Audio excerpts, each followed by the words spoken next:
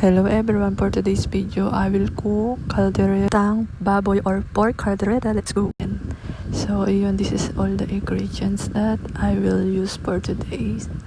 And then may reno mamasita na caldereta powder with cheese na Eden. And then babakuluan ko na ang baboy. Boiling time 1 hour or 2 hours, depends on the pork kung nalambot siya. And then while waiting, I will cut all the vegetable, the patatas, carrots, and the sili, and then the calamansi and bawang sibuyas. And then this is all the seasoning: magic sarap, black pepper, salt, and then pork cubes optional.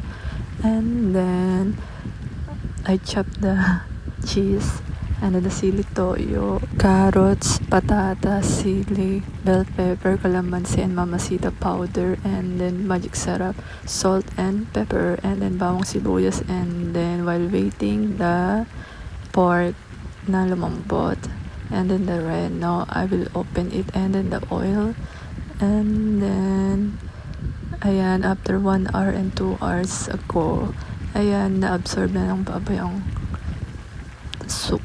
Yung sabaw, yung water. Yan. Tapos minix ko ng konti at chinek ko kung malambot na siya. Ayan, malambot na siya guys. So ayun, linipat ko muna siya at magigisa na tayo. Hindi ko na binanlawan kasi baboy lang naman yun. At malinis pa siya guys. So ayun, I put a little bit of oil, and then pinagsama ko na ang patatas at carrots para less hassle. So ayun, hinintay ko lang siya mag golden brown at lumambot ng konti ang carrots and patatas kasi to balance the taste. Ayun lang. So ayun guys, lilipat ko na ang carrots at ang patatas sa isang lalagyanan, and then sinunod ko na ang bell pepper or capsicum na kinisa-kisa ko din. Optional lang yan, depende kung gusto nyo silang ikisa. Yung iba linalagay lang after na maluto na lahat. Tapos ayan na lahat guys. Ayan. So ayun, magigisa na ako ng garlic or bawang. Hinintay ko lang siya mag golden brown. At after na mag golden brown na ang bawang, sinunod ko naman ang sibuyas. Tapos after na ma-absorb na ng sibuyas yung bawang, basta yung mga flavor na yan, sinunod ko na din na ang pork. Tapos ginisa-gisa ko lang sila ng konti para magmukhang golden brown din at crispy na ng konti ang pork. Tapos yan, nagkaroon siya ng konting water kasi hindi ko alam. Ayun lang. Tapos niliitan ko na yung hiwa kasi baka mabulunan ang mga kasama ko.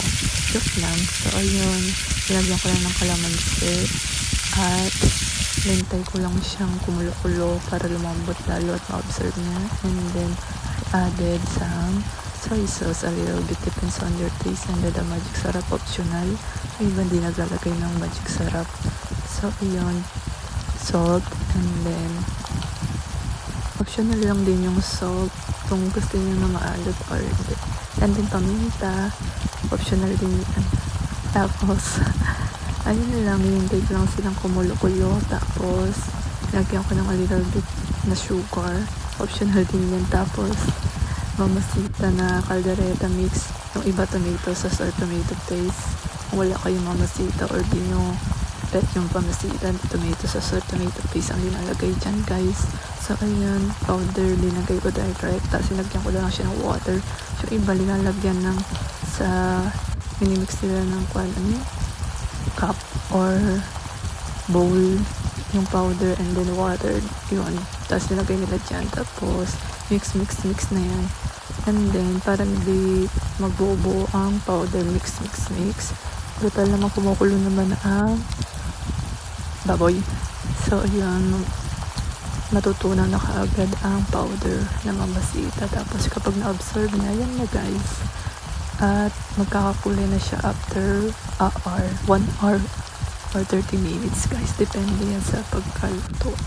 So ayun guys, pinakuluan ko lang siya ng ilang oras. So ayan, tapos na. Tapos nalagyan ko na siya ng cheese. Ayun yung trip ko eh, hiniwa ko lang siya ng cubes para mas juicy and flavor. So ayun, di ko linagay lahat kasi baka damag na daw siyang spaghetti. Pero yung iba linalagay yung iba. Lahat ng cheese. Pero ako kalahati lang. So, ayun guys. Optional lang din yung cheese. So, ayun. Linagay ko na din ang carrots and patatas para lumambot-lambot na din. At to balance the taste. So, ayun guys. Patapos na. At thanks for watching. Kapag nakaabot kayo dito, maraming salamat. So, ayun. Nilagay ko na din ang bell pepper or capsicum. So, ayan, mix ko na ng konti kasi ayoko madurog-durog ang manok at ang kulay. So, ayun. After nyan, tinaste ko na siya. Okay naman siya, masarap siya guys. So, ayun, first time kong perfect ang linoto ko. So, ayun guys, luto na siya guys. Kain na tayo. Thank you Lord for all the blessing. Oops, may nakalimutan pa pala ako. Reno. Ayan, linagyan ko ng reno para mas masarap siya guys. So ayun guys, minix ko lang siya ng konti at a little bit of volume ng apoy para hindi siya masunog at hindi madrain ang sabaw. So ayun guys, tapos na guys, paluto na siya. So ayun, thanks for watching and thank you Lord for the blessing and always happy and do whatever you want at happy eating everyone. So ayun everyone, optional lang yan guys, yung sili kung gusto nyo manghang ang iyong kalderetang baboy. Pero ako hindi ko niniwa yung sili kasi ayoko masyadong manghang to balance ng the taste. So ayun, hindi siya manghang, hindi maalat, hindi din matamis. Ayun guys, kung gusto nyo magkanin ng madami, magsain kayo ng madami. Ayun lang guys. Happy eating everyone again. And thanks for watching. And thank you. At tinapos nyo ang aking video. So ayun, let's be happy and healthy and safe everyone.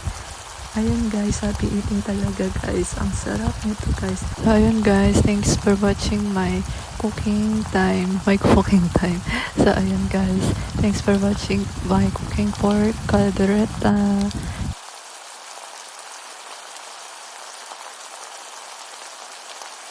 And don't forget to support all my channel and see you for the next video. Bye.